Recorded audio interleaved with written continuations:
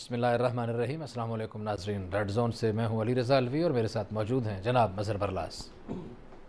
خواتین حضرات، آپ کی خدمت میں اسلام حسب سابق حسب روایت پاکستان کے لیے دعا۔ اللہ تعالی ہمارے اس عظیم وطن کو سلامت رکھے، یہ وطن ترقی کرے، یہاں خوشحالی ہو اور ہر آنگن میں خوشی جو ہے وہ نظر آئے۔ علی رضا الوی صاحب، کیا خبر ہے؟ یہ مظہر برلاس صاحب اور ناظرین، سندھ اور وفاق میں محاذ جو ہے وہ مسلسل بڑھتی ہوئی نظر آ رہی ہے اور مختلف ایک دوسرے کے اوپر الزام تراشی کا جو سلسلہ ہے وہ بھی بہت زیادہ بڑھ گیا ہے۔ پھر جو پہلے اتحادی تھے، جو پہلے دوست تھے، جو محبتیں بانٹا کرتے تھے، ایک دوسرے کے دکھ سکھ کا خیال رکھا کرتے تھے، وہ بھی ایک دوسرے سے دست و گریباں نظر آتے ہیں۔ وہ بھی ایک دوسرے پہ جملے بازی کر رہے ہیں، وہ ایک دوسرے پہ تنقید بھی کر رہے ہیں۔ اور میرا مقصد یہ ہے کہ جو پی ڈی ایم تھی اور پاکستان پیپلز پارٹی جو ہے، ان کے بھی ایک دوسرے کے اوپر حملے جاری ہیں۔ پھر آج جماعت اسلامی کراچی کے امیر حافظ نعیم الرحمن نے کہا ہے کہ جناب 2 ستمبر کو برسی تھی، بھلا کس چیز کی؟ کراچی پیکیج کی، جو وزیر اعظم عمران خان نے 1100 ارب روپے کا کراچی پیکیج دیا تھا، وہ کہنا اس کی برسی تھی۔ اور انہوں نے اور بھی کچھ باتیں کی، اس پہ بھی بات کریں گے، جائزہ لیں گے کہ یہ پی ڈی ایم کی جو لڑائی ہے اور پاکستان پیپلز پارٹی کی جو لڑائی آپس میں چلی جا رہی ہے، اس سے حکومت کیا فائدہ اٹھا سکتی ہے، حکومت کو کتنا فائدہ ہے، اور یہ جب ہم باہمی طور پر کمزور ہوتے ہیں تو پھر اس سے کیا فائدہ ہوتا ہے۔ پھر یہ بلیم گیم کس حد تک آگے جائے گی، یہ بھی پوچھنے کی کوشش کریں گے۔ علی گیلانی کی آخری رسومات کے موقع پر جو کچھ ہوا اس پہ بھی جائزہ لینے کی کوشش کریں گے۔ وزیر اعظم عمران خان نے اس حوالے سے آج ایک ٹویٹ بھی کیا ہے، کچھ وہاں مقدمات درج کیے گئے ہیں علی گیلانی کی فیملی پر، جن کا نقصان ہوا ہے، اتنا بڑا شخص جن کا انتقال فرما گیا، اس خاندان کے ساتھ اب کیا کر رہا ہے بھارتی حکومت، وہاں کیا کر رہی ہے، اس کا بھی جائزہ لیں گے۔ افغانستان میں کیا ہو رہا ہے، افغانستان کی حکومت کی تشکیل کے لیے پاکستان کیا کر رہا ہے۔ آج وزیر اعظم عمران خان نے عرب رہنماؤں سے بھی بات چیت کی، ان کو ٹیلی فون پہ رابطہ کیا ابھی سے کچھ تھوڑی دیر پہلے۔ اور آج وزارت خارجہ میں ایک ورچوئل کانفرنس بھی تھی جس میں وسط ایشیائی ریاستیں جو ہیں ان کے مندوبین شریک تھے۔ اس کے علاوہ بھی پاکستان جو ہے وہ اپنا کیا کردار ادا کر رہا ہے، وہاں طالبان خود کیا کر رہے ہیں، پنشیر میں کیا ہو رہا ہے، اس کا بھی جائزہ لینے کی کوشش کریں گے۔ لیکن سب سے پہلے سندھ چلتے ہیں۔ مظہر برلاس صاحب، سندھ اور وفاق کی لڑائی جو ہے درجہ بدرجہ بڑھتی چلی جا رہی ہے، کیا کہتے ہیں؟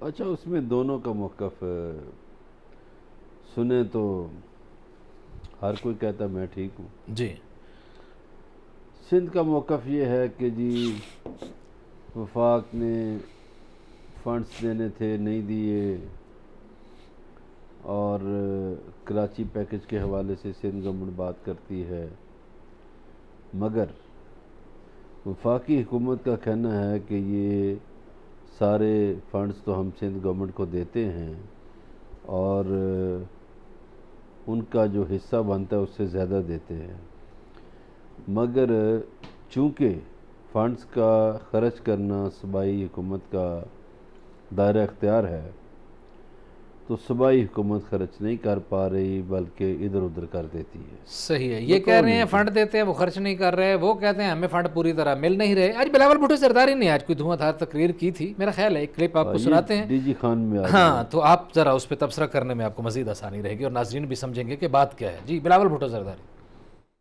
کے نام پہ، اینٹی انکروچمنٹ کے نام پہ غریبوں کے سر سے چھت چھین رہا ہے، یہ تو آپ کے حقوق سلب کر رہے ہیں۔ پاکستان پیپلز پارٹی کا منشور ہے، قائد عوام کا منشور تھا روٹی، کپڑا اور مکان، تو خان صاحب روٹی بھی چھین رہا ہے، مکان بھی چھین رہا ہے، کپڑے بھی چھین رہا ہے، روزگار بھی چھین رہا ہے۔ ساتھیوں، پیپلز پارٹی میں، مسلم لیگ میں اور انصاف لیگ میں بنیادی فرق ہے۔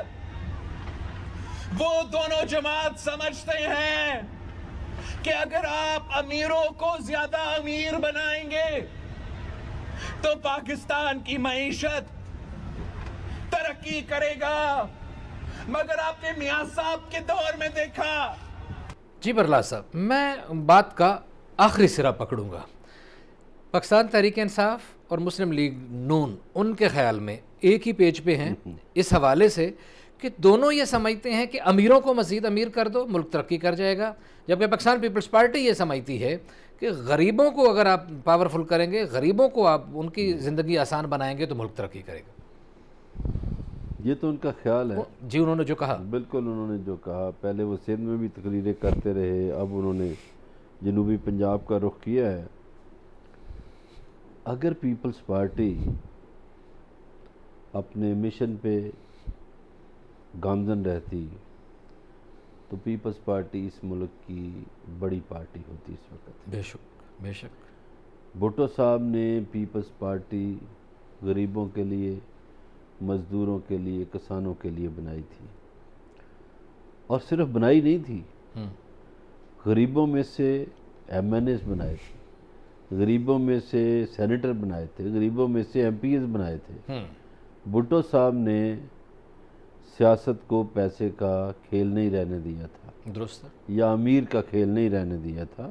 انہوں نے بڑے بڑے برج جو ہیں الٹائے تھے غریبوں کے ہاتھوں. یہاں تک تو سچ ہے.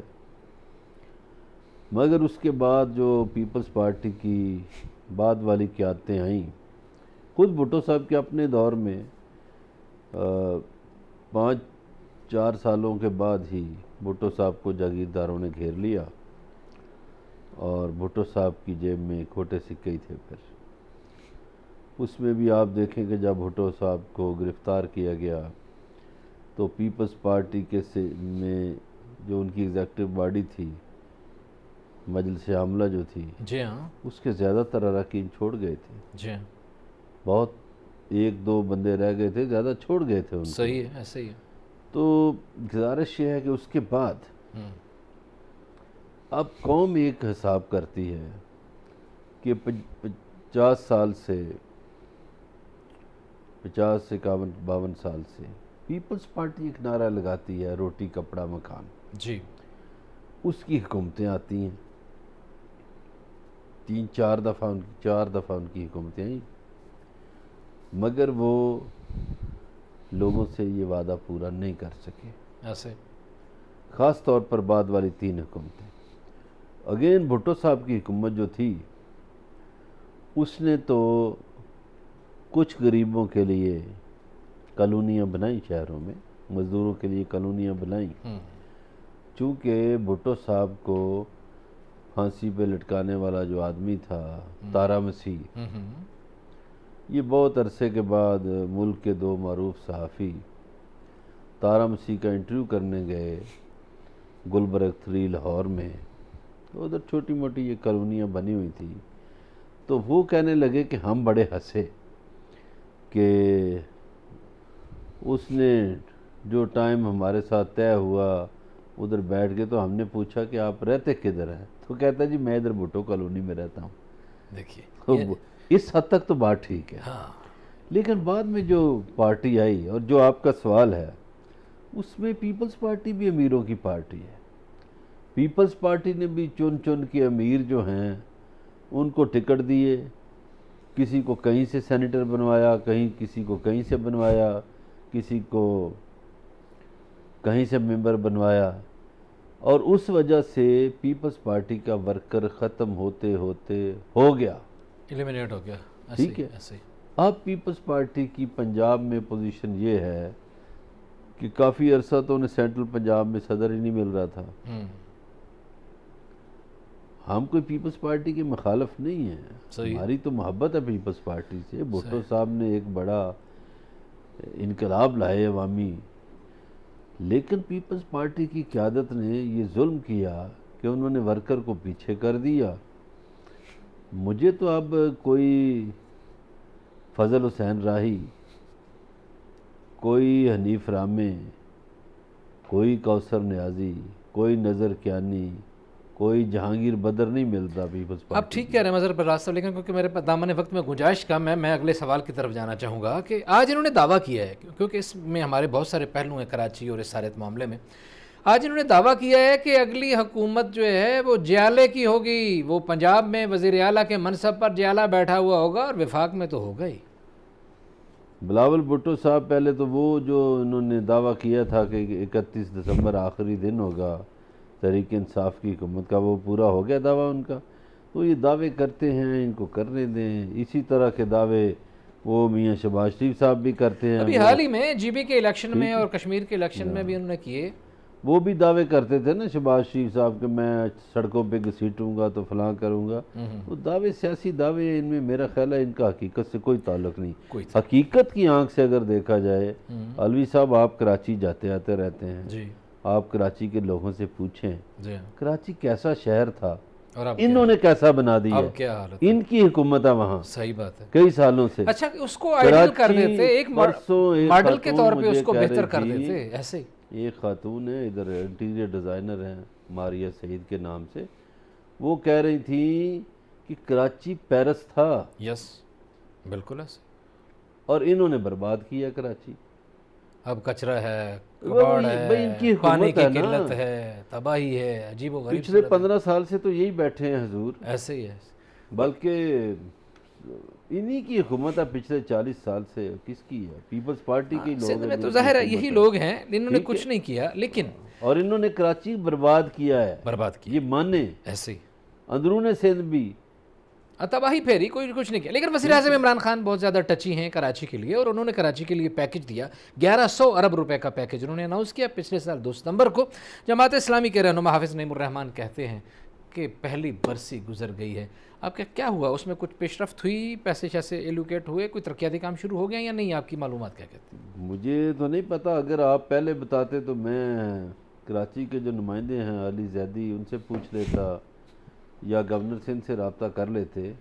باہر کیف ان پہ یہ چھوڑتے ہیں جواب، مگر اس بات کے ساتھ کہ جناب والا اگر آپ اناؤنسمنٹ کرواتے ہیں تو پھر اس شہر کو پیسے بھی دلوائیں. صحیح. امیر جماعت اسلامی نے جو گفتگو کی تھی، میں آپ کو وہ گفتگو سنا دیتا ہوں، اور جواب وہ انہی حکمرانوں پہ چھوڑ دیتے ہیں جو کراچی کا دکھ درد لیے ہوئے ہمارے سامنے بیٹھتے ہیں. کبھی کراچی میں جا کے بیٹھتے ہیں، کبھی اسلام آباد میں بیٹھتے ہیں اور کراچی کا رونا روتے ہیں. کیا واقعی وہ دکھی ہیں یا نہیں؟ لیکن آج حافظ نعیم الرحمان نے کیا کہا وہ سنیے. 1 سال میں وفاقی، صوبائی، مقامی کسی حکومت نے کراچی کے لیے کچھ نہیں کیا اعلان کے بعد سے لے کر اب تک. اس کا مطلب ہے کہ یہ فیلئر کراچی ٹرانسفارمیشن پلان کا فیلئر ہے. تو پھر رسپانسبلٹی بھی آتی ہے کہ آپ بتائیں کہ یہ لائزننگ کیوں نہیں ہو رہی اور کیوں کام نہیں ہو رہا. مثلاً K4 منصوبہ تو ایک پرانا منصوبہ ہے، نعمت اللہ خان صاحب نے کنسیو کیا تھا، اور پتہ یہ چلا کہ اس پر جتنی ہر دفعہ بات ہوتی تھی کہ 1 سال میں بن جائے گا، 2 سال میں بن جائے گا، پتہ چلا کہ اس کا ڈیزائن ہی ٹھیک نہیں تھا. اور 3 سال پہلے مراد علی شاہ صاحب نے APC کی، کہا کہ یار اب اس کو دوبارہ بنانا پڑے گا، کچھ اور کرنا پڑے گا. پھر یہ پتہ چلا کہ جب اعلان کیا عمران خان صاحب نے پیکج کا تو وابڈا کے ذمہ لگا دیا گیا کہ وہ فیزیبلٹیز کی بنائیں کہ کیا کیا جائے. اب ہمیں نہیں پتا اس سے کیا نکل کر آیا، کبھی ایک بیان آتا ہے، کبھی دوسرا بیان آتا ہے. آج تک اس پہ کام شروع نہیں ہو سکا. اور جب یہ کہتے ہیں کہ بڑے پروجیکٹ میں وفاقی حکومت اور صوبائی حکومت کے شیئرز شامل ہیں، جی یہ کہتے ہیں کہ بہت سارے اعلانات کیے، کہ بڑی تفصیل سنائی انہوں نے، بہت سارے ڈسکشن کی، بہت سارے پوائنٹس اٹھائے. وہ ساری ظاہر ہے کہ دامن وقت میں گنجائش نہیں وہ ساری بات کی سنائی جا سکے. لبے لباب یہ ہے کہ اعلانات بہت ہوئے لیکن کراچی کے لیے ہوا کچھ نہیں. دیکھیے حافظ صاحب نے بڑی سیدھی اور صحیح بات کی ہے. انہوں نے کسی ایک پارٹی کو ذمہ دار نہیں ٹھہرایا. انہوں نے کہا مقامی حکومت، صوبائی حکومت اور وفاقی حکومت تینوں ذمہ دار ہیں. یس. تو کراچی کی آج جو بربادی ہے، تباہی ہے، اس کی ذمہ دار تینوں حکومتیں. جی بالکل، یہ تینوں حکومتیں ہیں ذمہ دار ہیں، کیونکہ یہ شہر کراچی آپ کسی ایک کے ذمہ لگا کے اس سے جان نہیں چھڑا سکتے. کراچی ہمارا اکنامک ہب ہے، اقتصادی کیپٹل ہے، اقتصادی دارالخلافہ ہے. کراچی خوبصورت ہوگا، کراچی کا چہرہ خوبصورت ہوگا تو پوری دنیا کے سامنے پاکستان کا بھی خوبصورت چہرہ سامنے جائے گا. بات چیت کا سلسلہ جاری ہے، ہمارے ساتھ رہیے گا. ملتے ہیں ایک بریک کے بعد.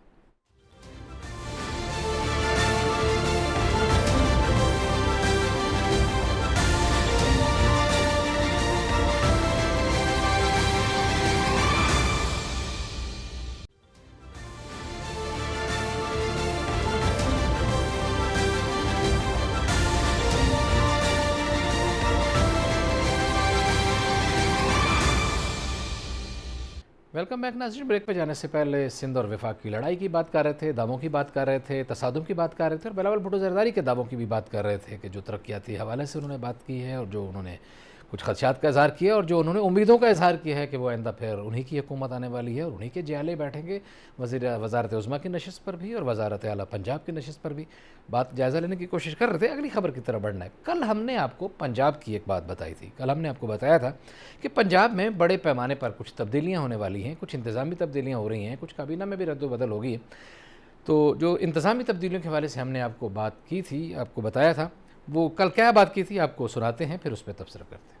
پنجاب میں کچھ اہم سیاسی تبدیلیوں کے اشارے مل رہے ہیں اور بتایا جا رہا ہے کہ پنجاب کی اہم پوسٹوں پہ تعینات کچھ مسترد لوگ جو ہیں ان کو ہٹایا جا رہا ہے. اس حوالے سے کچھ سمری بھی وزیر اعظم کے پاس پہنچ چکی ہے, کچھ نام بھی پہنچ گئے ہیں. مظہر اللہ صاحب کیا خبر ہے؟ پنجاب میں یہ جو واقعات ہوئے ہیں مختلف, اس میں پولیس کی کارکردگی جو ہے وہ سوالیہ نشان بنی ہے. ٹھیک ہے. پھر قبضہ مافیا کے بھی معاملات ہیں, تو اس میں اب یقیناً پریشر ہوگا وزیر اعلیٰ پہ, تو انہوں نے نام بھیج دیے ہوں گے نئے چیف سیکرٹری کے لیے بھی, نئے آئی جی کے لیے بھی. یہ تبدیلیوں کو, چیف سیکرٹری اور آئی جی کو تبدیل ہوئے ویسے بھی کافی عرصہ ہو گیا ہے, تو اتنا عرصہ پنجاب میں جب سے یہ حکومت آئی ہے یہ چیف سیکرٹری اور آئی جی کو بہت جلد تبدیل کرتے ہیں.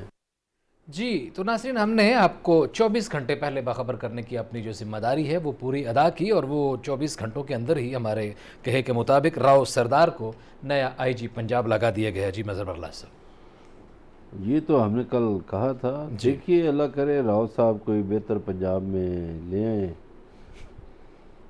آپ بھی پنجاب سے تعلق رکھتے ہیں, میں بھی پنجاب سے تعلق رکھتا ہوں, اور اس تعلق کی بنیاد پر ہم دونوں کو علم ہے کہ پولیس گردی بہت ہے. صحیح ہے, بالکل ایسے ہی. کل آپ نے وفاقی پولیس کی تعریف کی تھی جی ہاں, کہ انہوں نے کس طرح ایک شخص کو بچایا. جی ہاں. تو کیا لاہور پولیس ان واقعات کو یا پنجاب پولیس ان واقعات کو نہیں روک سکتی تھی؟ درست ہے. تو وہ واقعات جو نہیں رکے تو اس کا مطلب ہے پولیس گردی ہوئی ہے, اور پولیس وہاں کئی جھوٹے پرچے بھی کرتی ہے. وہ تو اپنی بیچاری خواتین پولیس اہلکار اپنی عزت و ابرو بچانے سے محروم رہ رہی ہیں. جی جو واقعات سامنے آ رہے ہیں, جو یہ مظفر گڑھ کا واقعہ ہوا, ایسے ہی ہے. تو اس میں اصلاحات کی ضرورت ہے. آپ اللہ کرے نئے آئی جی جو ہیں پنجاب کے وہ اصلاحات لے آئیں اور لوگوں کو کوئی سکون آئے, اس طرح کے وہ واقعات نہ ہوں جو ماضی میں ہوئے ہیں, وہ ایسے واقعات پیش نہ آئیں جس سے مطلب شرم سے سر جھک جائے. سر جھک جاتا ہے. اور مظہر اللہ صاحب, ہماری دونوں کی خواہش ہوگی کہ راؤ سردار صاحب ایسے کام کریں کہ ہم یہاں بیٹھ کے ان کی تعریف کریں کہ راؤ صاحب نے کمال کر دیا ہے پنجاب میں, ہمیں ان پر تنقید نہ کرنا پڑے, ہمیں ان کو آڑے ہاتھوں نہ لینا پڑے. یہ ہماری خواہش ہے دونوں کی. جناب والا, ہم کسی پہ جان بوجھ کے ایسے وہی عرض کر رہا ہوں نا کہ اچھا کام کریں گے تو ہم تعریف کریں گے. مخالفت ہے, جو اچھا کام کرے گا, کل بھی ہم نے بات کی تھی, اس کی تعریف کریں گے. ایسے ہی جو غلط کام کرے گا, اس پہ تنقید کریں گے, برا کام کرے گا اس پہ تنقید کریں گے, اس کی اصلاح کرنے کی کوشش کریں گے. اپنا جو ہمارا جو فرض منصبی ہے, جو خدا نے ہماری ذمہ داری لگائی ہے, اسے ایمانداری سے پورا کرنے کی. ہمیں بڑھنا ہے افغانستان کے معاملے کی طرف. آج وزیر اعظم عمران خان نے ابھی سے تھوڑی دیر پہلے سعودی ولی عہد جناب شہزادہ شاہ محمد بن سلمان سے بھی رابطہ کیے ہیں. پھر متحدہ عرب امارات کی مسلح افواج کے نائب سربراہ اور ریاست ابوظہبی کے ولی عہد شیخ محمد بن زید النہان سے بھی ٹیلی فونک رابطہ کیے ہیں. پھر امیر قطر شیخ تمیم بن حمد سے بھی ٹیلی فونک رابطہ کیا ہے. ان عرب رہنماؤں سے ٹیلی فونک رابطہ کرنے کا مقصد یہ ہے کہ افغانستان میں حکومت سازی کا جو معاملہ ہے اور جو اس وقت تازہ ترین جو صورتحال پیدا ہو گئی ہے, اس میں ان عرب رہنماؤں کو بنیادی طور پر اعتماد میں لینا مقصد تھا. کیا کہتے ہیں؟ ایک تو یہ مقصد تھا کہ اعتماد میں لیا جائے, دوسرا افغانستان کی جو نئی حکومت ہے اس کو قبول کرنے کا ایشو ہے. جی بالکل صحیح ہے. کچھ ممالک اس کو قبول کرنے سے ہچکچا رہے ہیں, کچھ نے انکار کر دیا ہے. جی لیکن پاکستان کی خواہش ہے, چین کی خواہش ہے, ایران کی خواہش ہے, روس کی بھی خواہش ہے کہ اس حکومت کو تسلیم کیا جائے اور اس کو کام کرنے دیا جائے. درست. یہ حکومت امن کے لیے بہت ضروری ہے. جی ہاں، یہ حکومت امن کے لیے بہت ضروری ہے، اور ظاہر ہے کہ جب اگر اس کو ایسے ہی خالی چھوڑ دیا گیا، اور یہ بارہا پاکستان یہ بات آن دا ریکارڈ کہہ چکا ہے مظہر اللہ صاحب کہ اگر آپ نے اس حکومت کو اس خلا کو ایسے ہی چھوڑ دیا تو خدا نہ کرے کہ وہ ماضی والی صورتحال پیدا ہو جائے اور اس سے کوئی دہشت گرد قوتیں فائدہ اٹھانے کی کوشش کریں۔ اس میں دیکھیے علی رضا صاحب، ایک تو یہ ہے کہ یہ سارے عرب جو ممالک ہیں جن سے رابطہ کیا وزیر اعظم پاکستان نے، یہ مسلمان ملک ہیں، جی اور افغانستان کی جو حکومت، افغانستان ایک مسلمان ملک ہے، تو عمران خان صاحب نے بجائے یورپین لوگوں کو فون کرنے کے ان کو فون کر کے اچھا کیا صحیح ہے کہ ان کے اعتماد سے، ان کے تسلیم کرنے کے بعد باقی دنیا تسلیم کرے گی، باقی دنیا تسلیم کرے گی۔ پھر اسی طرح آج پاکستان کی وزارت خارجہ کے اجلاس ہوا پاکستان کی وزارت خارجہ میں، ورچوئل اجلاس تھا، اور اس میں ایران، چین، ترکمانستان، ازبکستان کے نمائندگان نے شرکت کی۔ یہ اجلاس بھی افغانستان کے حوالے سے ہی تھا اور طالبان کی حکومت سازی کے حوالے سے ہی تھا، اور اس میں بھی جو یہی بات کی گئی جو بات ہم پہلے آلریڈی کر رہے ہیں۔ جی بالکل، یہ اور بڑا ضروری ہے۔ دیکھیے افغانستان میں امن ہو تو یہ پورا خطہ، پورا ایشیا جو ہے، ایشیا کا دل ہے افغانستان میں، صحیح ہے۔ اور اگر دل میں ہی گڑبڑ ہو تو پورے جسم میں گڑبڑ ہوتی ہے۔ اگر افغانستان میں امن ہوتا ہے تو یقیناً پورے ایشیا میں امن ہوگا، اور یہ جو 4-4.5 ارب انسان ہیں یہ خوشحالی کی طرف بڑھیں گے، صحیح ہے، خوشی کی طرف بڑھیں گے، امن کی طرف بڑھیں گے۔ صحیح ہے۔ بد امنی یا جنگیں تو آپ کو پتہ ہے ملکوں کو برباد کر دیتی ہیں، تباہ کر دیتی ہیں۔ ایسا ہی ہے۔ تو یہ تباہی سے بچنے کے لیے ضروری ہے کہ طالبان کی نئی حکومت جو ہے افغانستان کی، اس کو تسلیم کرے دنیا، اور انہوں نے بھی دیکھیے نیک خواہشات کا اظہار کیا۔ انہوں نے کہا ہم ترقی چاہتے ہیں، ایسا ہی۔ ہم امن چاہتے ہیں۔ انہوں نے سب کو معافی دی ہے، عام معافی کا اعلان کیا ہے۔ ویسے مظہر اللہ صاحب، میرا اپنا خیال ہے، ابھی تو یہ وقت قبل از وقت بات ہے، لیکن میرا خیال ہے کہ جب بھی یہ حکومت تشکیل پا جائے گی، مجھے لگتا ہے تشکیل پانے کے فوری بعد یہ 8-10 ملک اس کو فوری طور پر تسلیم کر لیں گے، توقع ہے یہ جو صورتحال ہے۔ لیکن اگرچہ اس کے باوجود امریکہ نے کہا ہے کہ ہم اس حکومت کے تسلیم کرنے میں سوچ سمجھ کے کام کریں گے، اور ابھی فوری طور پر اس کو تسلیم نہیں کریں گے۔ سوچے سمجھے، امریکہ کا تو سب سے بڑا اتحادی برطانیہ، اس کا وزیر دفاع کہہ رہا ہے امریکہ سپر پاور نہیں رہا، اس کی باتیں تو سنیں ذرا، جی تو باقی یورپین ملکوں کی باتیں بھی ہوں گی۔ برطانیہ چونکہ بہت بڑا دم چھلا تھا امریکہ کا، صحیح ہے۔ یہ صحیح سچی بات ہے، چونکہ آج تک جب سے یہ پچھلے 70-75 سال یا 80 سال کا جو کھیل ہے، اس میں امریکہ اور برطانیہ نے جوائنٹلی آپریشن کیے ہیں، جی صحیح ہے، اکٹھے لڑے ہیں، مفادات اکٹھے ہیں۔ یہ پہلا موقع آیا ہے جس میں برطانیہ کے وزیر دفاع کہہ رہے ہیں کہ امریکہ سپر پاور نہیں رہا، امریکہ میں وہ جان، اور حقیقت بھی یہی ہے، مقروض امریکہ ہے، امریکہ میں جان نہیں رہی، امریکی یہاں سے بھاگے ہیں۔ صحیح ہے۔ انخلا کو اس طرح نہیں ہو گیا۔ مظہر اللہ صاحب، آپ کو اندر کی بہت ساری خبریں ہوتی ہیں اور آپ کو افغانستان کے امور پہ بڑی گہری نظر ہے، مجھے پتہ ہے، آپ کے بڑے رابطے بھی ہیں اس حوالے سے۔ یہ جمعے والے دن اعلان کرنے والے تھے طالبان، اور انہوں نے کہا کہ نہیں، ابھی کوئی تھوڑا سا ڈیلے کر دیا ہے، اور ابھی ویسے آئی ترجمان نے ان کے کہا کہ بہت زیادہ تاخیر نہیں کریں گے۔ کیا وجہ ہے؟ صلاح مشورے جاری ہیں یا سارے اتحادیوں کا اعتماد حاصل نہیں ہو پا رہا؟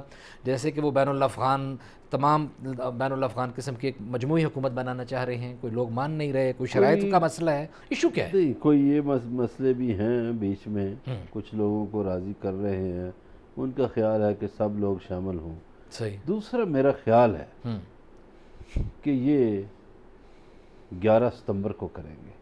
اچھا، چونکہ ان کو 9/11 کا جو یاد ہے نا، ہاں، اس پہ یہ حکومت اپنی اناؤنس کرے گی۔ اچھا، یہ بڑی حکمت عملی ہے جی۔ 15 اگست جس کے لیے بڑے بیج بوئے، بڑے لمبے چوڑے بیج بوئے تھے بھارت نے، وہاں افغانستان میں پاکستان کی نفرت کے بیج بوئے تھے، اور وہاں بڑے بڑے قوصل خانے اور پتہ نہیں کیا کیا خانے کھولے ہوئے تھے، اور جو پاکستان کے خلاف نفرت کی تعلیم دی جا رہی تھی۔ 15 اگست کو افغانستان کو فتح کرتے ہیں، اور امکان ظاہر کیا جا رہا ہے کہ 11 ستمبر کو حکومت کا اعلان کریں گے۔ بات چیت کا سلسلہ جاری ہے، ہمارے ساتھ رہیے گا، ملتے ہیں ایک بریک کے بعد۔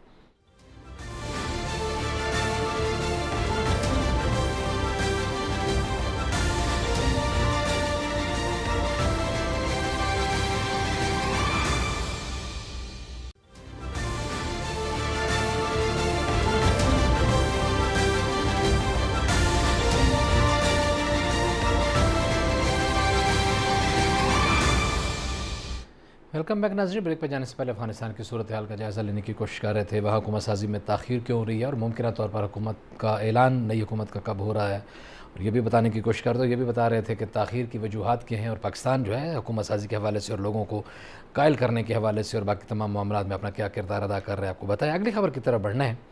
سید علی گیلانی انتقال فرما گئے, ان کا جسد خاکی چھین لیا گیا بھارت کی حکومت کی طرف سے. آج ان کے صاحبزادوں نے کچھ گفتگو کی ہے.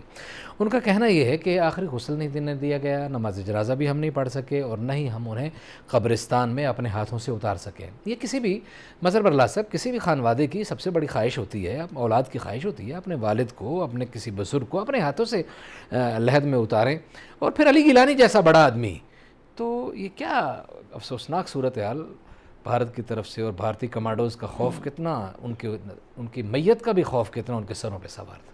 دیکھیں, جس دن یہ واقعہ ہوا ہے اس دن ہم نے ایک بات کی تھی کہ بھارتی سرکار جو ہے اور بھارتی افواج جو ہیں انہوں نے یزیدی راستہ اپنایا ہوا ہے. درست. یہ یزیدی راستہ ہے کہ کسی کی میت دفن نہ ہونے دینا, کسی پہ ظلم کرنا, اور ایک اور جو یہ بھی یزیدی فعل ہے کہ ان کے ورثہ پہ مقدمے قائم کر دینا. اب دیکھیے, وزیر اعظم پاکستان عمران خان نے مذمت کی ہے, جی ہاں, آج انہوں نے ٹویٹ اپنا فرض ادا کیا ہے, لیکن یہ کتنا شرمناک فعل ہے کہ ایک طرف سید علی گیلانی صاحب کی شہادت ہو گئی, پھر ان کی میت چھیننا کتنا شرمناک فعل ہے, پھر ان کے خاندان پہ اسی دن حملہ آور ہونا, اسی دن ہوئے نا حملہ آور, میت چھینی گئی. جی ہاں, یہ شرمناک فعل ہے. اور اس کے بعد ان کے جنازے میں شریک نہ ہونے دینا, یہ شرمناک فعل ہے. اور اب اس سے زیادہ شرمناک یہ بات ہو گئی کہ ان کے ورثہ پہ مقدمے قائم درج کر دیے گئے ہیں. وزیر اعظم عمران خان نے یہی بات کہا کہ نازیزم کی مثال ہے, جو آر ایس ایس کا مائنڈ ہے وہ مائنڈ سیٹ نازیزم سے کچھ مزدار لے رہا ہے سب کچھ. آر ایس ایس کا نظریہ بھی یہی ہے, انہوں نے اپنے کرتوتوں سے یہ ثابت کیا ہے. اور وہ جو شائننگ انڈیا تھا وہ کہیں دفن ہو کے رہ گیا ہے. اور وہ جو کہتے تھے نا کہ جی انڈیا بڑا سیکولر ہے, تو سیکولر انڈیا کی بات بھی ختم ہو گئی, اس لیے کہ وہاں محض مذہب کی بنیاد پر لوگوں کا قتل عام ہوتا ہے, محض مذہب کی بنیاد پر لوگوں کو نوکریوں سے محروم کیا جاتا ہے, محض مذہب کی بنیاد پر لوگوں کو ٹارگٹ کیا جاتا ہے, اور دوسرے مذاہب کی جو عبادت گاہیں ہیں ان کا احترام بھی نہیں کیا جاتا. آپ دیکھیں کہ انڈیا میں چرچ جلائے جاتے ہیں اور مساجد شہید کی جاتی ہیں, اور گردواروں کا احترام نہیں کیا جاتا, بے حرمتی کی جاتی ہے. صحیح ہے. اسی طرح جو نچلی ذات کے ہندو ہیں, جو دلت ہیں, دلتوں پر بھی یعنی ایسا سلوک کیا جاتا ہے کہ انسانیت شرما جائے. صحیح ہو گیا. مظہر برلا صاحب, آزاد کشمیر میں حالیہ انتخابات ہوئے, حکومت بن گئی ہے, بیرسٹر سلطان صاحب صدر ہو گئے ہیں, نیازی صاحب وزیر اعظم ہو گئے, کیا حالات چل رہے ہیں حکومت کے وہاں آزاد کشمیر میں؟ اچھا جی, جب یہ حکومت بن رہی تھی اس وقت بھی بڑی سازشیں ہو رہی تھیں, اور وزیر اعظم کے 2-4 امیدوار سامنے آ گئے تھے, پھر ان کے انٹرویوز ہوئے. بیرسٹر صاحب کا بھی دعویٰ تھا کہ میں نے پی ٹی آئی کے لیے بڑا کام کیا ہے, وہ پی ٹی آئی کے صدر بھی تھے جے کے, مگر ان کو وزیر اعظم نہیں بنایا گیا. پھر وزیر اعظم بنا دیا گیا سردار عبدالقیوم نیازی کو. ایک اور شخصیت سردار تنویر الیاس بھی خواہش مند تھے, اور اس کے علاوہ بھی شخصیات خواہش مند تھیں. جی ہے. آپ دیکھیے کہ اس میں بھی جب حکومت سازی ہو رہی تھی تو جو اسپیکر بنے آزاد کشمیر کے چودھری انوار الحق, انہوں نے اسپیکرشپ کا الیکشن تب لڑا, حلف تب لیا, انہوں نے عہد لیا پارٹی سے کہ میرا مخالف ہے بیرسٹر سلطان, اس کو آپ وزیر اعظم نہیں بنائیں گے.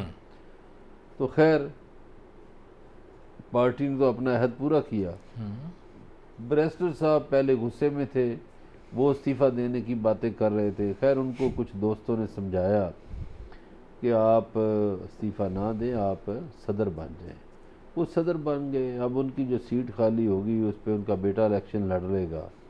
مگر اب جو سردار تنویر الیاس ہیں, انہیں چونکہ سینئر وزیر وہ تو صدر بھی نہیں بن سکے, تو سینئر وزیر بنے, تو اب ان کے کئی دائیں بائیں ایسے مشیر ہیں ان کے جی جی جو جی، مظہر برا صاحب ہمارا وقت ختم ہو گیا، ذرا بات وائنڈ اپ کر لیں. ہاں جی. جو کہتے ہیں ان کو پریشر ڈال رہے ہیں ان پہ کہ جی اصل مقاصد تو حاصل نہیں ہو سکے، آپ کو تو اس سے اونچی سیٹ پر ہونا چاہیے تھا.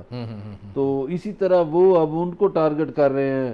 کچھ وزراء مطمئن نہیں ہیں اپنے محکموں سے، لیکن آزاد کشمیر کے وزیر اعظم عبدالقیوم نیازی کنٹرول کر لیں گے. جی، عبدالقیوم نیازی جو ہیں وہ اگرچہ پہلی دفعہ وزیر اعظم بنے ہیں وہ، لیکن ان کا کیونکہ سیاست میں خاصا تجربہ ہے اور وہ توقع کی جا رہی ہے کہ وہ صورتحال پر قابو پا لیں گے. جو آزاد کشمیر ابھی فی الحال جو سازشیں چل رہی ہیں، جوڑ توڑ جاری ہے ابھی بھی، اور جو ناراضگی ہیں شاید ان کو بھی منا لیا جائے.